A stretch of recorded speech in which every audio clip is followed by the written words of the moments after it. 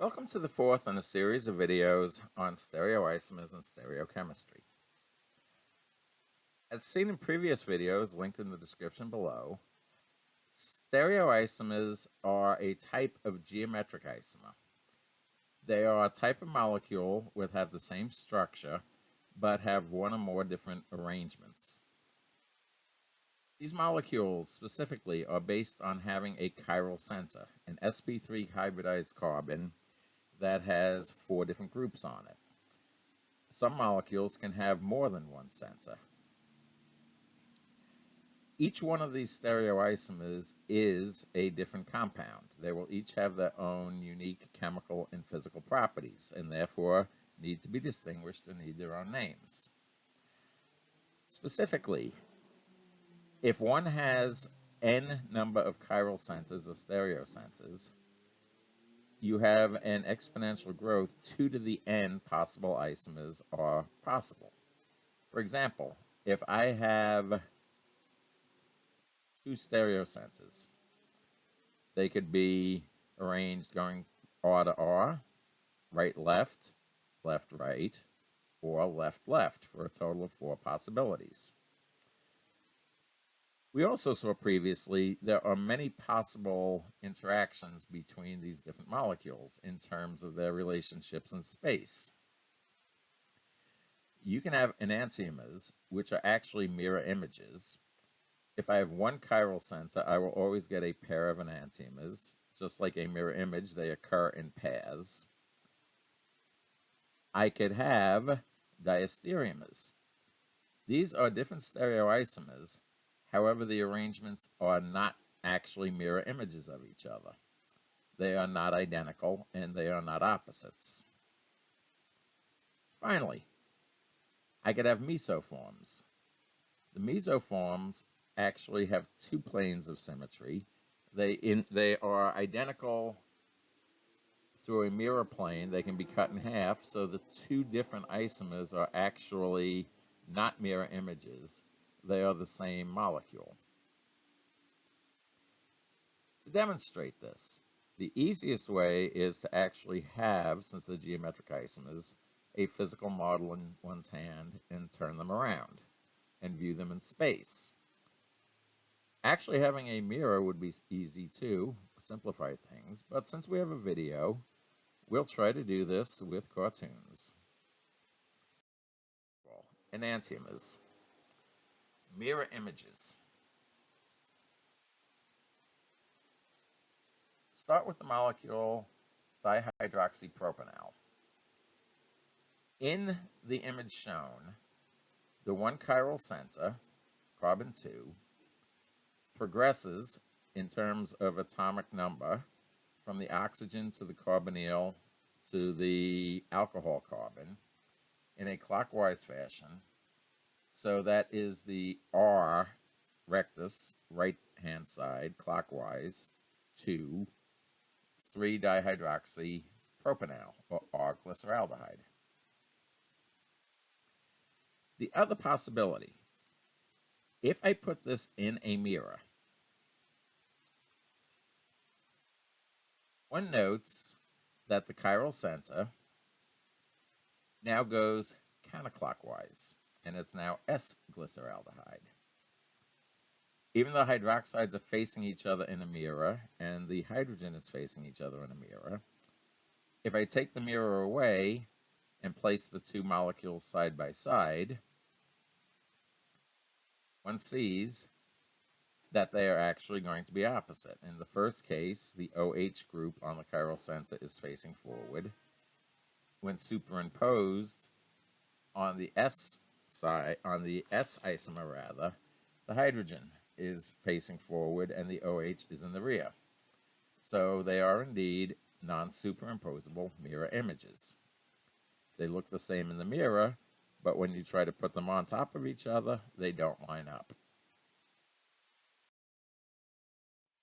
Diastereomers. Stereoisomers that are actually not mirror images. Another molecule that was shown, 2,3,4-trihydroxybutanol, or tetrose, has 2 chiral centers. In the example shown, Carbon 2 progresses in a clockwise fashion. Therefore, carbon 2 is the R isomer. The other chiral sensor, carbon 3, from high to low, progresses in a clockwise fashion, but with the hydrogen in front. That becomes also an R, since you're looking at it backwards. So that is 2R, 3R tetras. As mentioned in the opening slide, if I have 2 chiral sensors, I should have 4 isomers.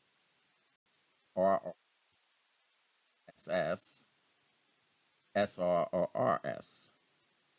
Looking at the opposing isomers,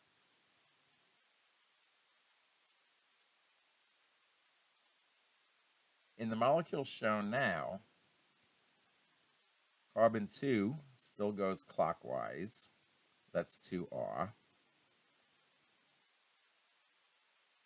While carbon 3 is now progressing counterclockwise. That is 3S. These are both tetros, so 2,3,4 trihydroxybutanol, but they differ in the arrangements between carbons 2 and 3 to give 2 different stereoisomers. If I show the mirror image of the alternating 2R3S, you will note it is not an exact mirror image. In both cases, the hydroxys and the H's on the chiral centers do not superimpose on each other. So the initial form was not superimposable, and they are not mirror images. Therefore, they are 2 different isomers, but they are diastereomers.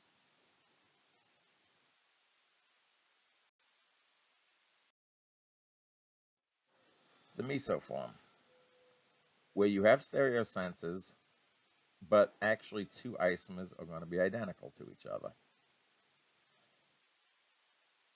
Start with 2,3-dibromobutane.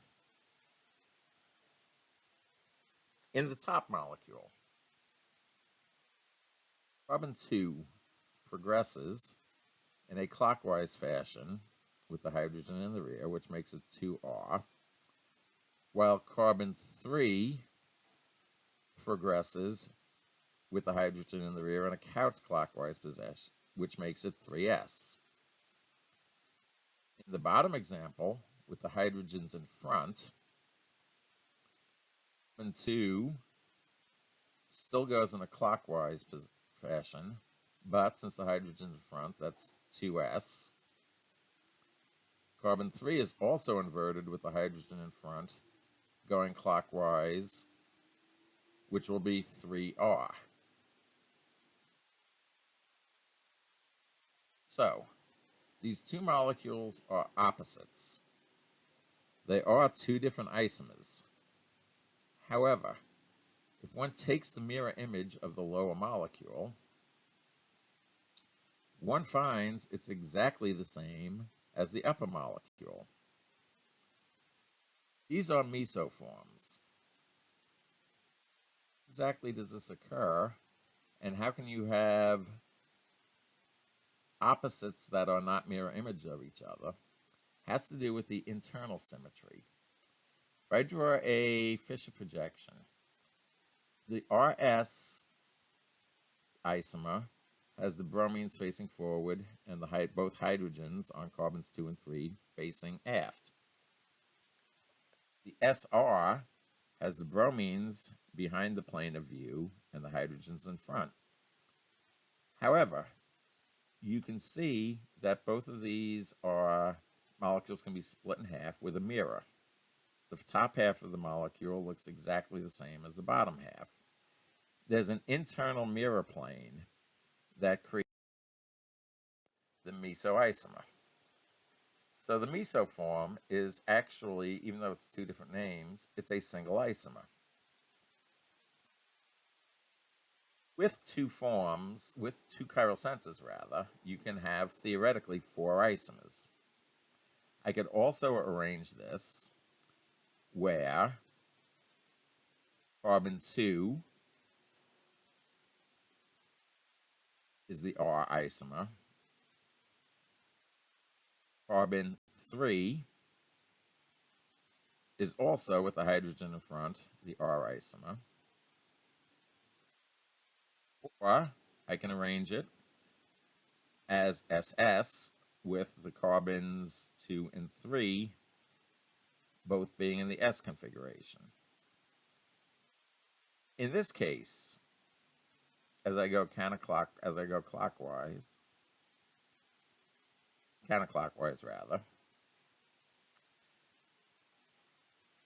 you have, for 4 chiral centers instead of 4 isomers, you have 3 unique isomers, where 2 of the forms are actually meso, an example of the same molecule, and the other 2 are exact mirror images of each other, or enantiomers.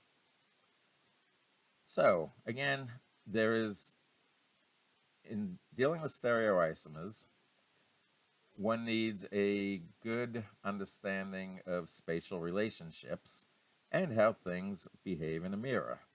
Essentially, it really helps to play around with the models so that one can visualize how 2 different molecules can be related to each other. I hope you found this video useful and interesting, and thank you very much for listening.